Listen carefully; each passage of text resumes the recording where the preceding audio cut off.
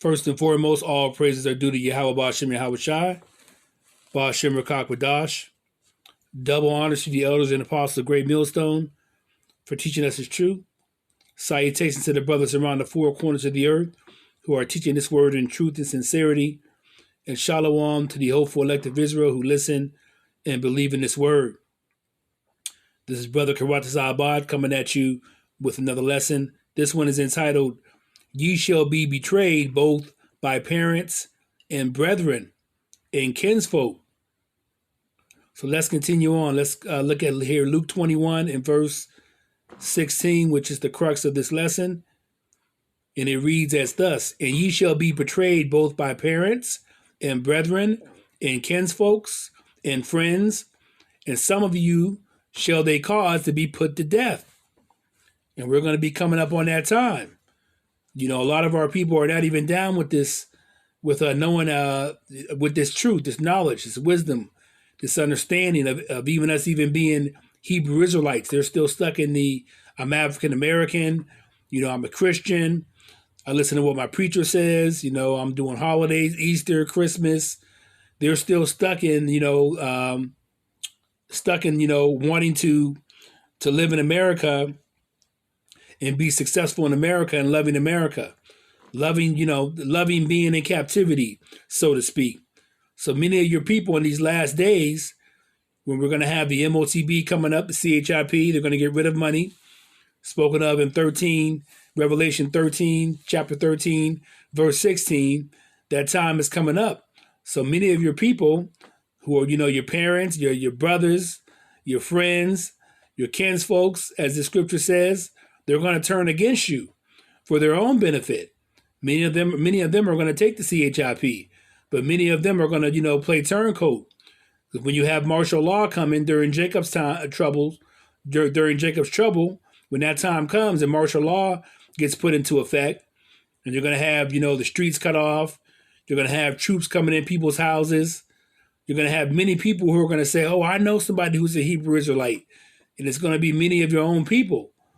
And and they have it set up where they already know who's a threat.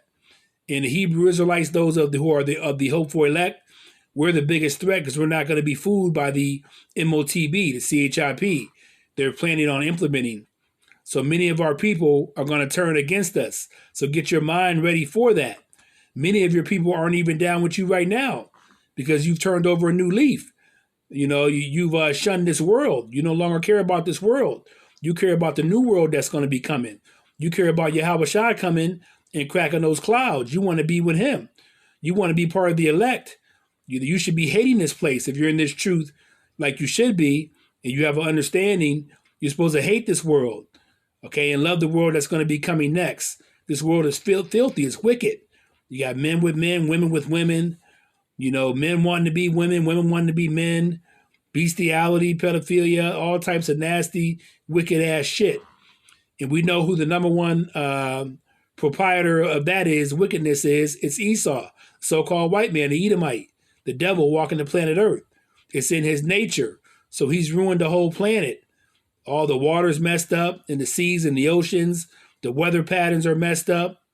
There's many things messed up because of this devil. But he was given his time to rule, by Yahweh. Yahweh ordered him to be able to rule during his time with the sword, his military, weapons, his nuclear bombs, and, his police force and things of that nature.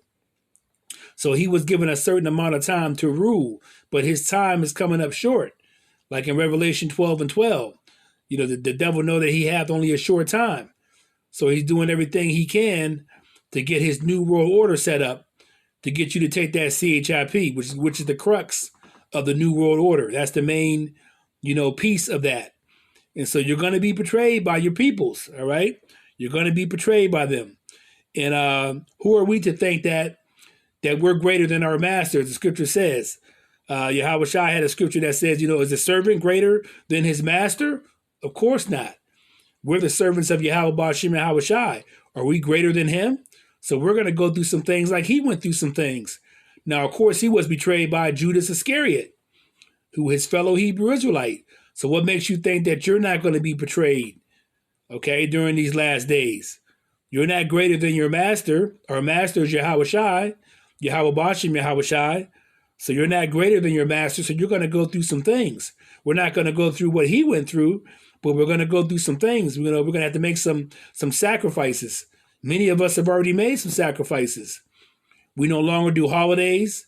We don't do birthdays. So many of us are, not with our family during a lot of events. We're no longer going to church. We're not Christians, or we're not doing that anymore. I don't even like to even walk into a church at all. So all that stuff, we're putting away the world. We're separating ourselves from the world as it is. So as of right now, we got many of our peoples that ain't really down with us. But it's really going to show itself in these last days that are coming upon us pretty fast. Let me get a precept. Luke chapter 17. Luke chapter 17 and verse 33. Like I said, many of our people, they're going to try to save themselves, but it's going to backfire on them. Luke 17, verse 33.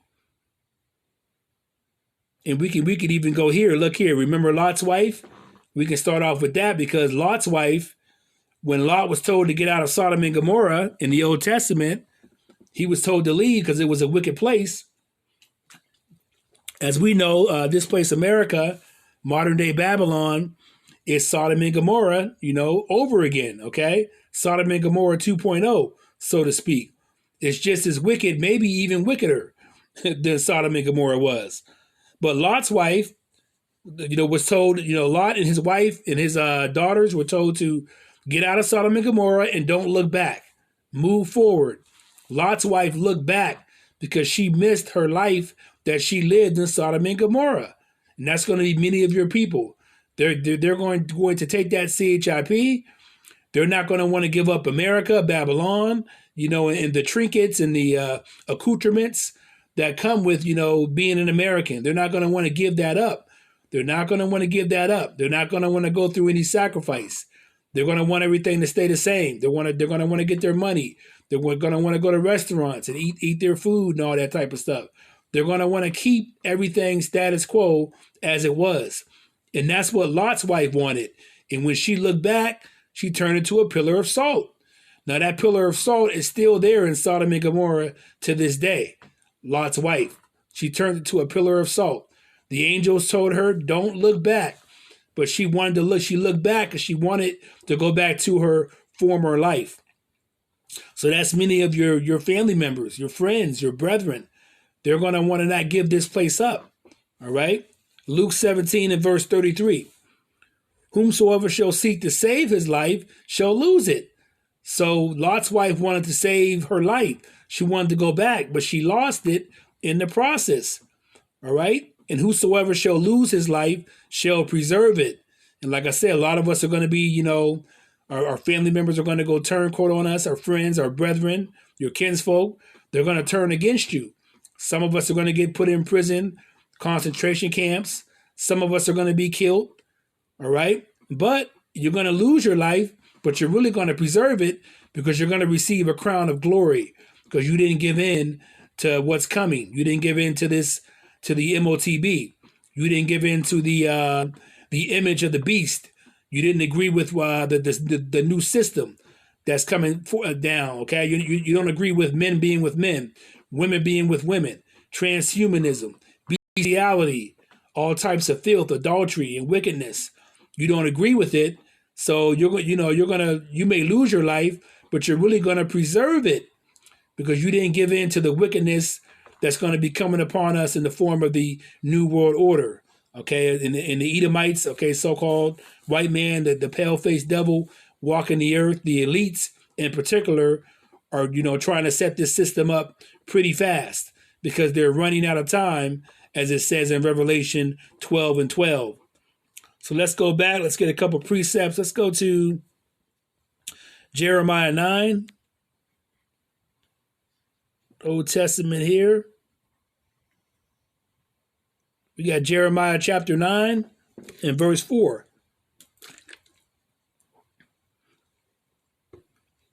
Take ye heed every one of his neighbor, and trust ye not in any brother. For every brother will utterly supplant, and every neighbor will walk with slanders. You see? Let's get a translation comparison of that real quick, if I can.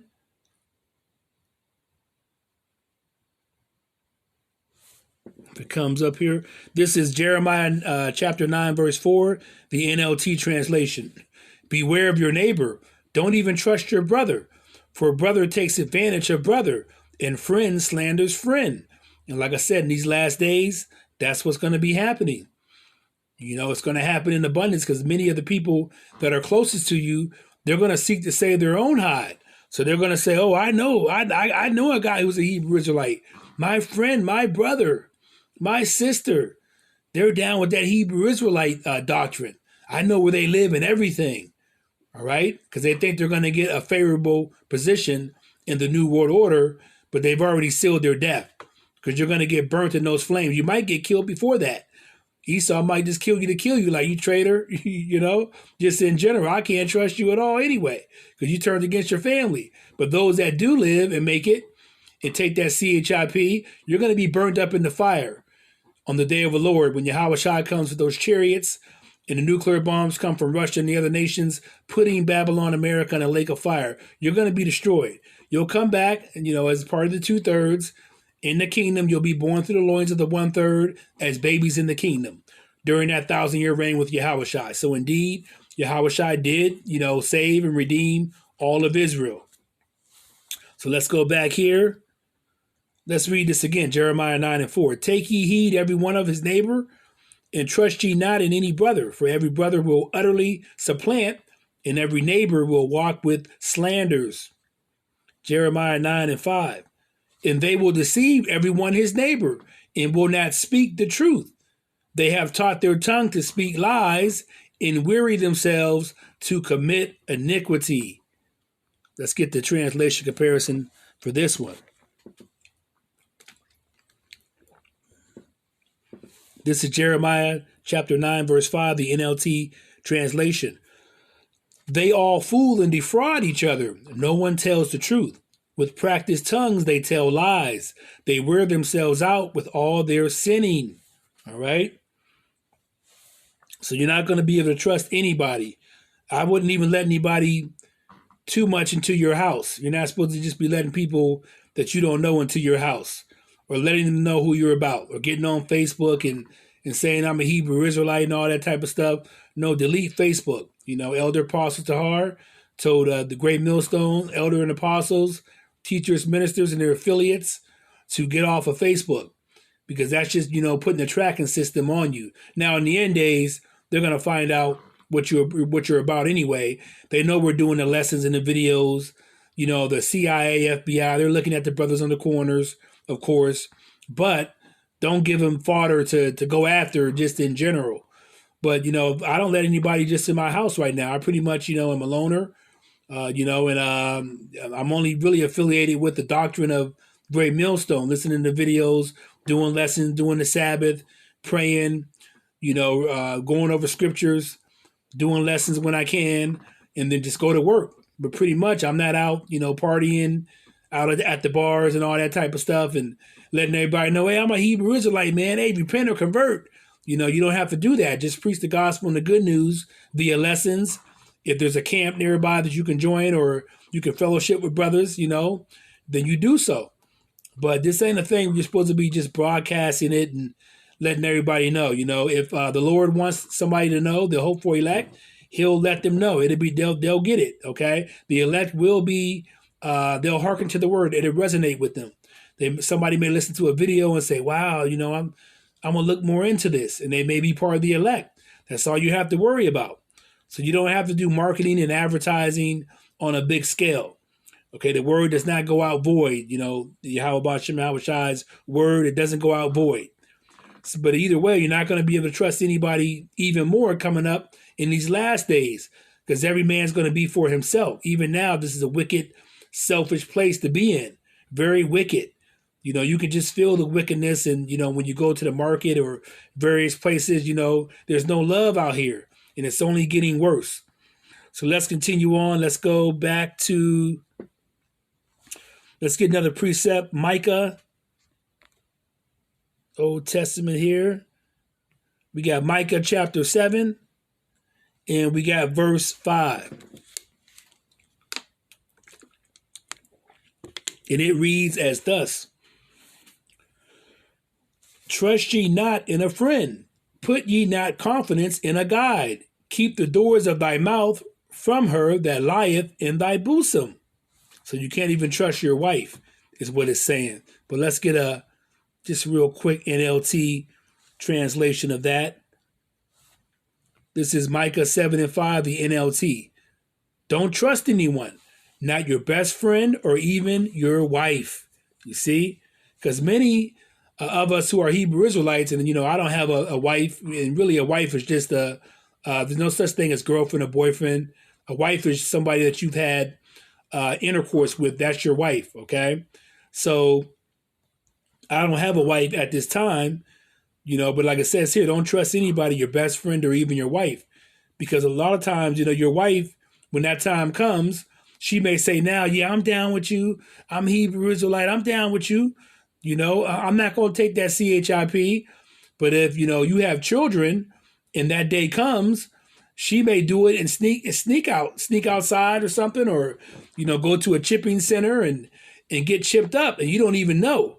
And she comes back and then, you may see something in her skin that's a little bit off and say, hey, you took the CHIP? She said, well, I had to, baby, because, we got to feed the kids. And so you can't even really trust your wife.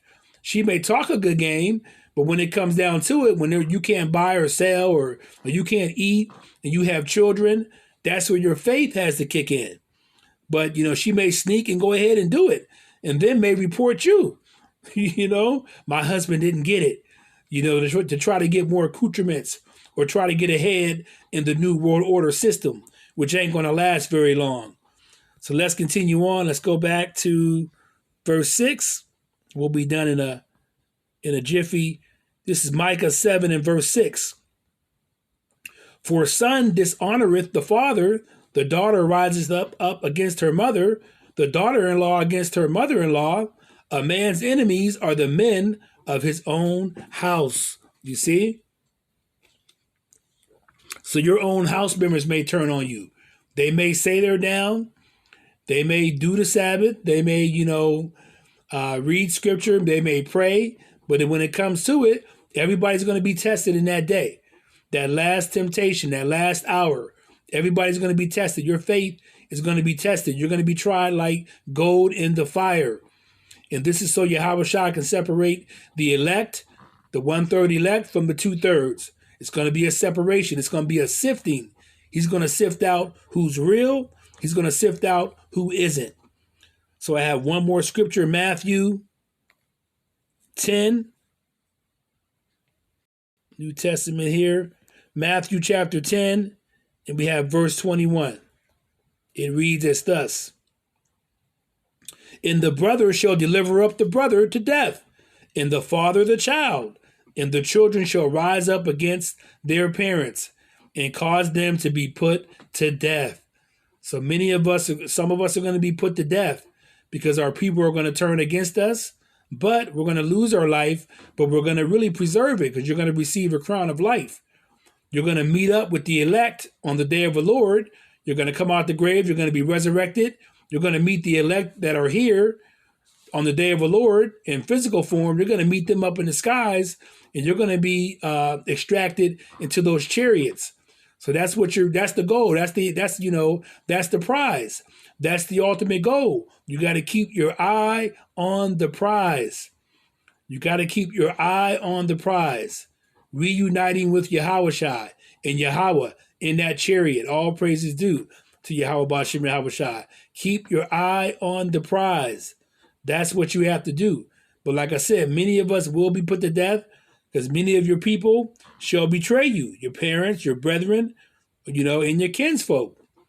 So on that note, I hope this lesson was very edifying to you. And I want to give all praises to Yahweh Bashim Yahushua, Bashim Rakakwadash. Shalom.